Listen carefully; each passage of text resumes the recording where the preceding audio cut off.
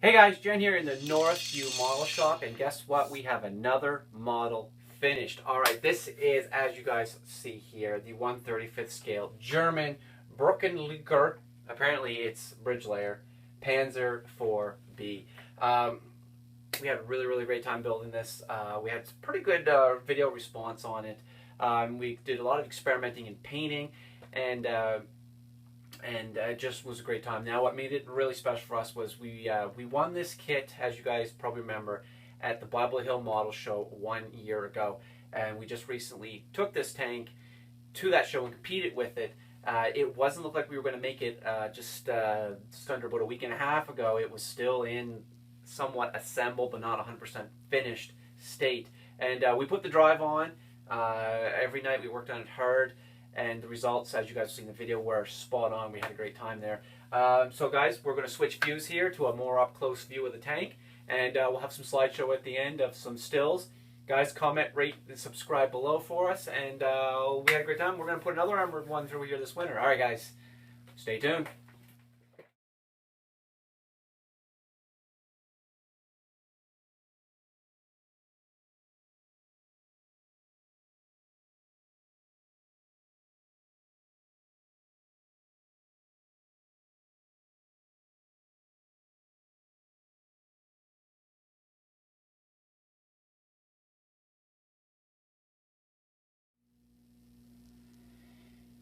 All right, guys, here it is. This is our Panzer 4B bridge layer. Obviously, like we said before, this is the Trumpeter kit. It's 1/35th scale. What a great time we had with this kit.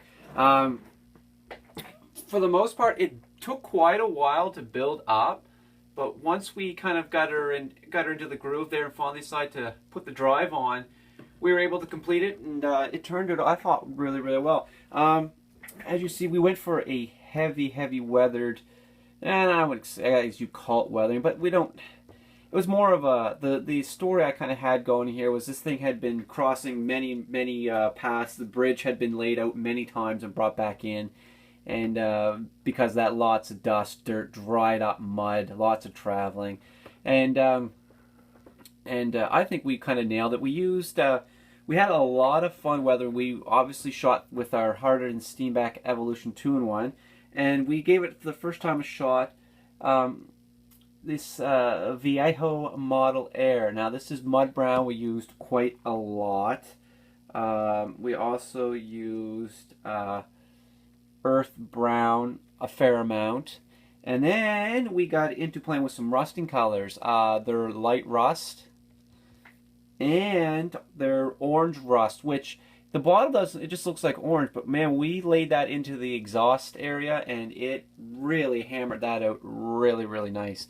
And I feel it turned out awesome. What we did was just a multitude of layering of colors and experiments, and honestly, guys, there were some mix-ups and some mistakes and some problems we ran into, and we just had to go back and continue to weather, add more, take some away, add more, and this is what we ended up getting with. Now, funny story is we were trying to make a mixture to make a tarnish color, and we were using some this. We wanted one drop of the red, and the first time this had ever been opened, and we turned it and we gave it a couple squeezes, and nothing came out. So one good squeeze, and boom, the whole lid blew off, and there was red paint all up the side here and down into the bridge, because we had pieces all laid out on the bench, and it was a mess. So we had to go back in, throwing more paint into areas, and it just turned into insanity. And you know what? It worked for us, and we kind of rolled with it, and I think we turned out pretty good. And one thing we did do as a little mistake is we got so excited doing the weathering, we kind of forgot that there are decals that have to go onto the fenders. So decals went back on, and the weathering process started again on the fenders, and going with that again. And you know, we got it all together. A few little different techniques we used is we actually grabbed some Tamiya dark brown and NATO brown and just the brown colors, and grabbed a very cheap, I don't think I got one here, just one of the cheap water paintbrushes the kids would use. Dabbed that in, held it with the airbrush, and just hit it, bang. and put some really dark red mud all up through the fender, worked it into here, and it went on thick and gave the mud and colors a little bit of a three-dimension look to it. But besides that, guys, this is what we were able to turn out with this kit. Really awesome kit, as you guys know. All photo etch fenders, photo etch rails. There's all the bolts that go onto the main drive unit. We're all photo etched. Return pulley.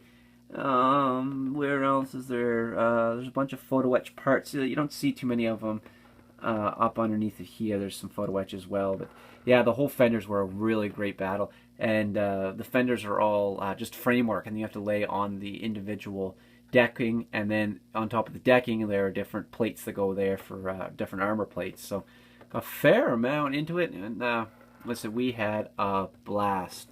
We recently showed this at the Bible Hill show in their military category, and we were really grateful that we came out with their gold medal for this tank.